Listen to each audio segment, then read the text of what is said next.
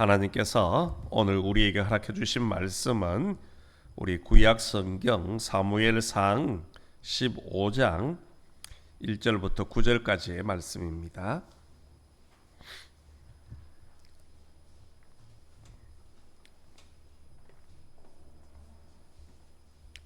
사무엘상 15장 1절부터 9절까지의 말씀은 제가 가지고 있는 구약 성경 431면에 있습니다. 우리 찾으셨으면 한 절씩 교독하시겠습니다. 사무엘이 사울에게 이르되 여호와께서 나를 보내어 왕에게 기름을 부어 그의 백성 이스라엘 위에 왕으로 삼으셨은즉 이제 왕은 여호와의 말씀을 들으소서.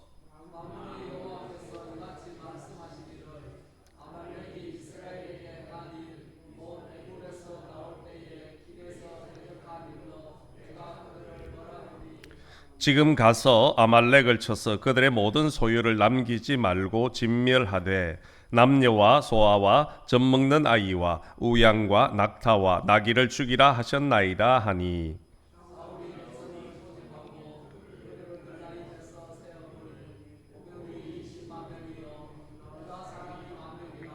사울이 아말렉 성에 이르러 골짜기에 복병시키니라.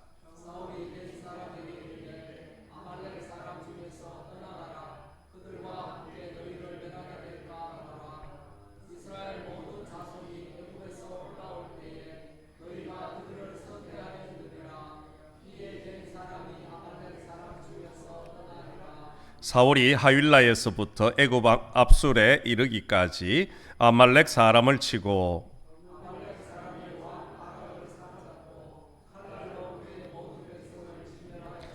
함께 읽겠습니다. 사울과 백성이 아각과 그의 양과 소의 가장 좋은 것 또는 기름진 것과 어린 양과 모든 좋은 것을 남기고 진멸하기를 즐겨 아니하고 가치 없고 하찮은 것은 진멸하니라. 아멘. 오늘도 우리 수요예배 오신 우리 모든 성도들이 하나님의 은혜가 있기를 간절히 소망합니다. 지금 우리가 살아가는 이 시대는 모든 것이 참 풍족한 시대인 것 같습니다. 부족함이 없는 그런 시대를 살아가고 있다 해도 틀린 말은 아닐 것입니다. 그래서 그런지 버려지는 것들이 참 많은 것 같습니다. 예전에는 쓰던 물건이 고장이 나면 어떻습니까? 몇 번이라도 수리를 해서 또 다시금 사용했지요. 그런데 요즘은 조금이라도 고장이 나면 그냥 쉽게 버려버리고 새 것을 사서 사용을 하고 있다라는 겁니다. 물론 우리가 경제력이 많이 좋아진 것도 있고 또 제품의 기능이 더욱더 발전하기 때문일 수도 있습니다. 그러나 무엇이든지 오래된 물건에는요 그 물건에 쌓인 추억들도 있더라는 겁니다. 버려진다는 것은 참 슬픈 일이고 안타까운 일입니다. 또 키우던 개나 고양이가 병들거나 실정이 나면 버려지는 일도 비일비재하게 일어나고 있습니다. 조그만할 때 어릴 때에는 예쁘고 귀엽다고 잘 기르다가 이제 나이가 들고 병이 나니까 감당이 되지 않아서 그냥 남모르게 버리는 그런 일도 있더라는 것이요. 사람도 예외는 아닌 것 같습니다. 요즘 우리 뉴스를 보면 왕왕 자녀들에게 버림받은 부모님들이 홀로 그렇게 고독사했다라는 소식을 듣게 되어지면요 참 안타깝습니다. 옆집에서 어른들이 그렇게 조용히 고독사를 해도 모르고 살아가는 그런 시대가 되어지고 말았다라는 것이요. 사람이건 동물이건 아니면 물건이건 버려진다는 것은 어떻게 보면 안타깝고 슬픈 일인 것 같습니다. 그런데 오늘 성경에도 보면요 하나님 앞에 끝까지 붙들리고 쓰임받은 사람들이 있는가 하면 성경에서도 하나님 앞에 중도에 버림을 받은 사람들이 여전히 있더라는 겁니다.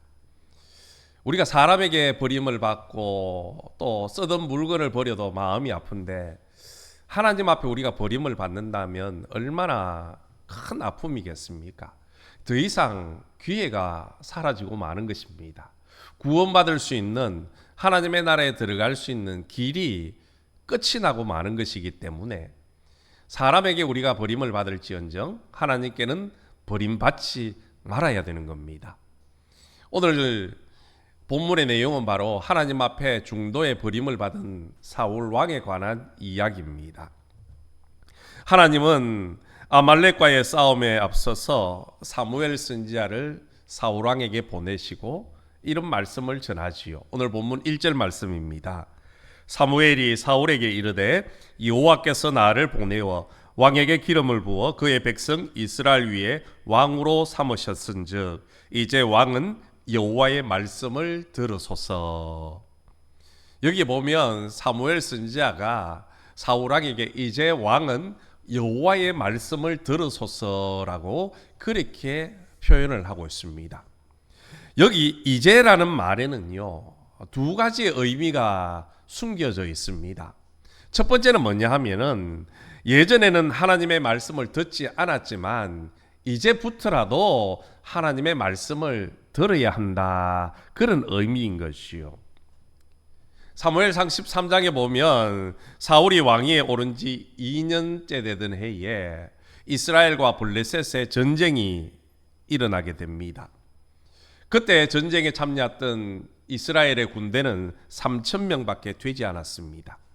그런 반면에 블레셋은요, 병거가 3만이었고 마병이 6,000명이 되어졌습니다. 3,000명 대 3만, 병거만 3만, 그리고 군사가 6,000명. 그야말로 숫자적으로 싸울 수 없는 그런 상황이었습니다. 블레셋의 군사 앞에 이스라엘 군대는요, 벌벌 떨면서 숨기에 급급했다라는 것이요. 그런데 여러분, 이스라엘 백성들은 전쟁에 나가기 위해서는 반드시 치러야 될 의식이 하나 있습니다. 그게 뭐냐 하면 바로 하나님 앞에 뜻을 묻는 것이었습니다. 하나님 앞에 제사를 드리면서 하나님, 이 전쟁에 참여할까요? 참여하지 말까요? 하나님께서 이 전쟁을 우리의 손에 붙여주시겠습니까? 아니면 우리에게 그 전쟁을 맡기지 않으시겠습니까? 반드시 물어야 되는 것이요. 그리고 하나님의 뜻이 답이 있은 후에야 전쟁에 나아갈 수 있었다는 겁니다. 무턱대고 묻지도 않고 따지지도 않고 그저 나의 힘과 군사력을 믿고 전쟁에 참여하면요, 패배할 수밖에 없기 때문이지요. 사울왕도 이제 하나님 앞에 그 뜻을 묻기에요, 제사장이었던 사무엘 선지자를 기다리고 있었습니다. 그런데 오겠다라는 약속을 하고도 일주일이나 지나도 사무엘 선지자가 나타나지를 않습니다. 사울왕을 비롯한 이스라엘 백성들은 마음에 조급함이 찾아옵니다. 어떻게 하나? 눈앞에는 블레셋 군대가 진을 치고 있고 매일같이 고래고래 고함을 치면서 곧 당장이라도 달려들어 우리를 죽일 것 같은 그런 위급한 상황이었습니다. 그때 사울왕은 그 조급함에 마음이 빼앗겨서 스스로 하나님 앞에 제사를 드리는 죄를 범하고 맙니다. 성경에 보면 사무엘 선지자를 대신하여 사울왕이 제사를 드리고 돌아서니까 사무엘이 도착했다라고 기록을 하고 있습니다. 곧 잠깐을 기다리지 못해서 하나님 앞에 범죄하고 말았다는 것이요. 도착한 사무엘 선지자가 사울왕에게 이런 말을 합니다. 사무엘상 13장 13절에 보면 사무엘이 사울에게 이르되 왕이 망령되이 행하였도다. 왕이 왕의 하나님 여호와께서 왕에게 내리신 명령을 지키지 아니하였도다. 아멘. 망령된 행위를 했다는 겁니다. 사실 누구나 급한 상황이 생기면요, 하나님 말씀 듣지 않고 내 뜻과 내 주장을 내세울 수가 있습니다.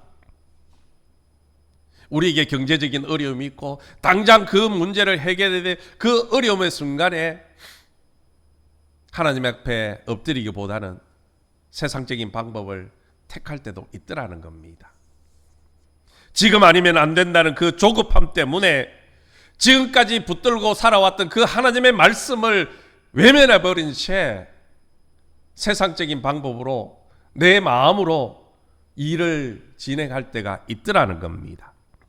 그러나 여러분, 아무리 다급해도 하나님의 말씀을 버리면 안 되는 겁니다. 오늘 사울왕은 그 하나님의 말씀을 버림으로 인해서 결국 하나님 앞에 버림을 받게 되어졌다는 것이요. 그래서 오늘 사무엘 선지자는요, 사울왕에게 이제 왕은 여호와의 말씀을 들으소서. 전에는 안 들었지만 이제라도 하나님 말씀 들으라. 그런 의미로 가지고 있다는 것이요. 두 번째, 여기서 이제라는 말은요, 왕일지라도 하나님의 말씀을 들어야 한다라는 의미입니다. 절대 권력을 가진 이스라엘의 왕일지라도 하나님의 말씀을 듣고 순종해야 한다라는 의미지요. 왜입니까? 그 사울을 왕의 자리에 세우신 분이 하나님이시기 때문이지요.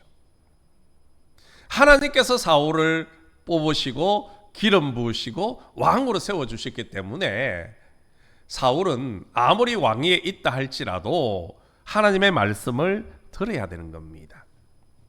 여러분, 사울이 기름 부음 받을 때 그 장면을 한번 떠올려 보십시오.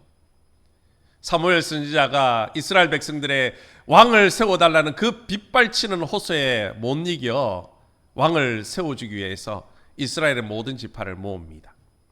그리고 제비를 뽑았더니 누가 뽑힙니까? 베냐민 지파가 뽑힙니다. 베냐민 지파는요, 이스라엘 12지파 중에서도 제일 힘이 없는 지파입니다. 인구가 제일 적은 지파가 바로 베냐민 지파였습니다. 그리고 그 베냐민 지파 중에서도 또 뽑을 제비를 뽑았더니 기스의 아들이 뽑혔다는 것이요. 기스 역시 그 베냐민 지파 중에서도 별로 두각을 나타내지 못하는 그런 볼품없는 사람이었지요.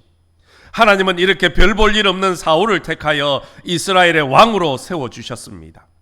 그런데 사울이 왕위에 오르고 난 이후부터 점점 하나님의 말씀을 듣지 않았다는 거죠. 하나님의 말씀을 들었는데도 순종하지 않았습니다. 왕의 자리가 그를 교만하게 만들어 버렸다는 것이요. 그렇다고 사울이 처음부터 그렇게 교만한 사람은 아니었지 않습니까? 이미 우리는 너무나도 잘 알고 있습니다. 사울은 처음에는요, 너무나도 겸손한 사람이었습니다.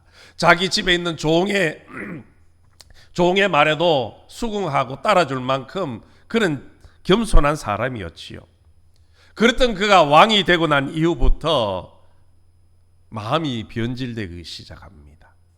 하나님의 말씀을 듣지 않고 교만하기 시작했다라는 겁니다.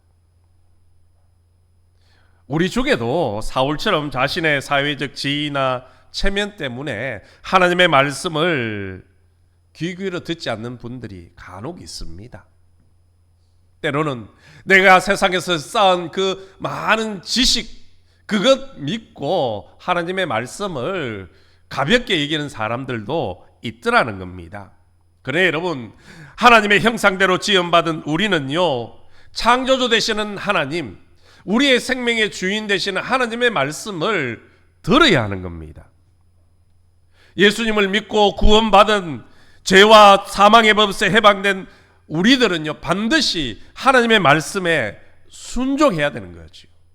그래야 하나님 앞에 복을 누릴 수 있고 하나님의 손에 붙들린 축복의 인생이 되어진다라는 겁니다. 그렇게 하지 않을 때에요, 하나님은 책망하시는 겁니다. 오늘 말씀에도 보면 하나님께서 사무엘 선지자를 보내시고 사울이 앞으로 해야 될 일들에 대해서 말씀을 하고 있습니다. 특별히 오늘 3절에 보시면 지금 가서 아말렉을 쳐서 그들의 모든 소유를 남기지 말고 진멸하되 남녀와 소아와 젖먹는 아이와 우양과 낙타와 나귀를 죽이라 하셨나이다 하니. 아멘. 사울왕에게 무엇을 말합니까? 아말렉과 전쟁에 나가라는 겁니다. 그들을 치되 그들의 모든 소유를 남기지 말고 다 진멸하는 겁니다. 남녀, 어린아이, 심지어 젖 먹는 아이까지 다 멸하라는 것이요. 사람을 그렇게 진멸하는데 짐승은 무엇을 말할 수 있겠습니까? 우양과 또 모든 짐승을 진멸하라 그렇게 말씀을 하고 있습니다. 그것도 어떻게 해요? 지금 가라는 겁니다. 나중이 아니라 지금 나아가서 그들을 완전히 진멸하라는 것이요. 사실 아말렉에 대한 이런 진멸의 말씀은요, 오늘 본문에만 기록된 것이 아닙니다. 일찍이 하나님께서는 이스라엘 백성들이 가나안 땅에 들어갈 때에 모세를 통하여 그 아말렉을 다 진멸하라 말씀을 하셨습니다. 출애굽기 17장 14절에 보면 내가 아말렉을 없이하여 천하에서 기억도 못하게 하리라. 또 17장 16절에 보면 아말렉과 더불어 대대로 싸우라 그렇게 말씀을 하셨습니다. 왜 하나님은 이 아말렉이라는 족속을 그렇게 미워하시는 겁니까? 왜 어른애부터 시작하여 젖먹이 아이까지 다 진멸하라고 그렇게 말씀을 하시는 겁니까? 그 이유는 딱 한 가지였습니다. 이스라엘 백성들이 출애굽을 하고 약속의 땅을 향하여 가는데요, 그 먼 길 광야길을 가다 보니까 지치지 않습니까? 힘이 부족했던 어른들, 어린아이들, 여인들이 그 행군 대열의 뒤쪽으로 점점 처지기 시작합니다. 그때 아말렉이 쳐들어오는데요, 뒤에 처진 그 이스라엘 백성들을 칼로 죽였다는 겁니다. 힘없는 사람들, 연약한 사람들을 공격했기 때문이라는 것이요. 하나님, 아말렉 족속은 하나님이 이스라엘 백성들을 애굽에서 구원해 되신 것을 알고 있었습니다. 또한 홍해 앞에서 그들을 어떻게 구원해 주셨는지도 알고 있었습니다. 그럼에도 불구하고 그들은 하나님의 사람을 대적했다는 것이요. 하나님의 백성을 대적하는 것은 곧 하나님을 대적하는 것과 같은 것이었습니다. 그래서 하나님은 아말렉 족속을 완전히 진멸하라 그렇게 말씀을 하신다는 것이요. 여러분, 아말렉은 출애굽한 이스라엘 백성들이 가나안에 들어가지 못하도록 하나님의 구원을 방해한 사람들이었습니다. 이것은 구원받은 우리가 하나님 나라에 이르지 못하도록 공격하는 사악한 영적인 존재들을 상징적으로 보여주는 겁니다. 오늘 우리 주변에도요, 아말렉과 같은 사람들이 여전히 존재한다는 겁니다. 하나님 앞에 나아가 믿음으로 살지 못하게 하고 말씀 앞에 순종하지 못하도록 방해하는 여러 가지 존재들이 있다라는 것이요.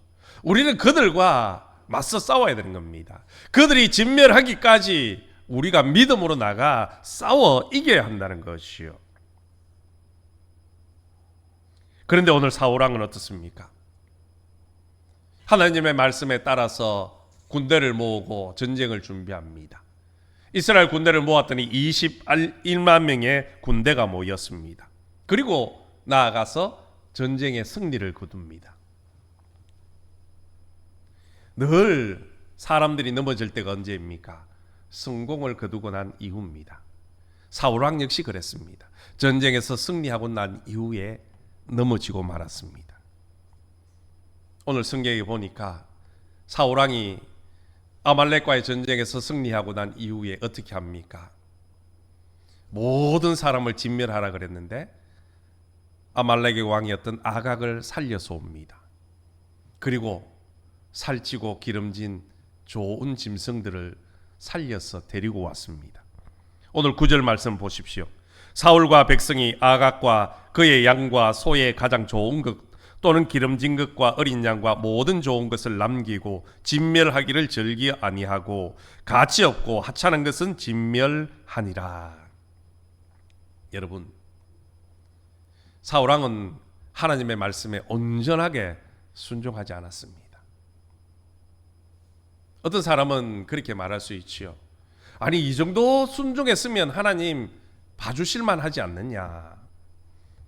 그러나 우리 하나님은요, 100%의 순종을 원하시는 겁니다. 우리가 99% 순종하고 1% 순종하지 않은 것, 그건 역시 하나님은 불순종이라 그렇게 말씀을 하신다는 겁니다. 하나님께서는 사울왕의 그 불순종의 모습을 어떻게 비교합니까? 사무엘상 우리 15장 22절 23절에 보면요, 우상에게 절하는 그런 죄와 같다라고 표현을 하고 있습니다. 완전히 진멸하지 않고 기름지고 살찌고 좋은 것 좀 살려왔는 것, 그것이 하나님 앞에 우상 앞에 절을 하는 것과 똑같은 죄라고 책망하고 계신다는 것이요. 여러분, 하나님이 제일 싫어하는 죄가 무엇입니까? 우상 숭배하는 겁니다.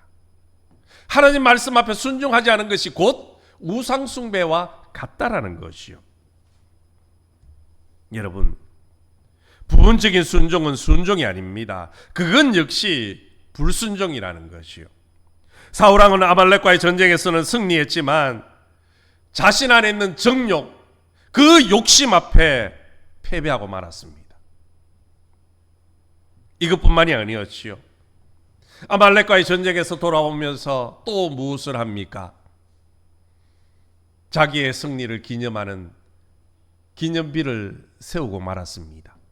12절에 보면 사울이 갈멜에 이르러 자기를 위하여 기념비를 세우고 발길을 돌려 길갈로 내려갔다 하는지라.